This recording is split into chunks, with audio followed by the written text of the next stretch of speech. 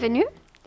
J'aurai maintenant le plaisir de vous présenter comment préparer une proposition de modification mineure des limites ou une zone tampon pour présentation pour le Comité du patrimoine mondial. Il y a trois typologies différentes de propositions de modification mineure des limites. En fait, il y a la modification du bien inscrit. Ensuite, il y a l'établissement d'une zone tampon. Et finalement, il y a la modification d'une zone tampon. Elles représentent toutes donc des modifications mineures des limites. Modifications qui peuvent être mineures importantes des limites. Ce qui est important à souligner, c'est que toute modification des limites qui a été adoptée au niveau national après l'inscription d'un bien sur la liste du patrimoine mondial doit être présentée au Comité du patrimoine mondial pour approbation, après bien sûr évaluation des organisations consultatives concernées. Ceci s'est fait selon les procédures indiquées dans les paragraphes 163, 164 et 165 des orientations devant guider la mise en œuvre de la Convention du patrimoine mondial. Les orientations expliquent clairement la différence entre les modifications mineures et les modifications importantes des limites. Il s'agit en fait de vérifier l'impact sur la valeur universelle exceptionnelle pour laquelle un bien a été inscrit sur la liste du patrimoine mondial. Une proposition mineure, c'est une proposition qui n'affecte pas la valeur universelle exceptionnelle pour laquelle un site a été inscrit, alors qu'une proposition de modification importante des limites affecte cette valeur. Et c'est pour cette raison qu'un dossier de proposition de modification importante des limites correspond à un nouveau dossier de proposition d'inscription. Une remarque nécessaire sur les modifications mineures des limites est la suivante. En 2007, le Comité du patrimoine mondial a pris note du fait que les centres du patrimoine mondial et les organisations consultatives ne pourront pas examiner des propositions de modification mineure des limites si la délimitation d'origine du bien n'a pas été clarifiée au préalable. Donc, dans ces cas-là, la présentation d'une clarification des limites est un élément requis et nécessaire pour pouvoir présenter ensuite une proposition de modification mineure des limites.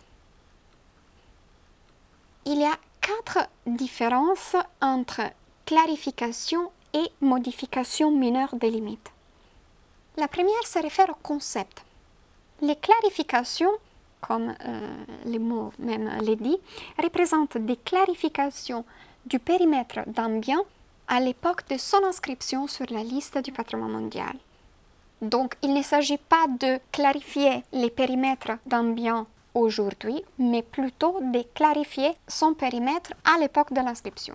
Les modifications mineures des limites, par contre, correspondent à des modifications intervenues, adoptées au niveau national, après l'inscription du dit bien. La deuxième différence concerne les processus. En effet, les clarifications, une fois reçues par les États parties, sont présentées directement par les centres du patrimoine mondial au Comité du patrimoine mondial. Par contre, les modifications mineures des limites présentent une étape en fait supplémentaire parce qu'elles seront évaluées par les organisations consultatives concernées qui présenteront une recommandation à l'attention du Comité du patrimoine mondial.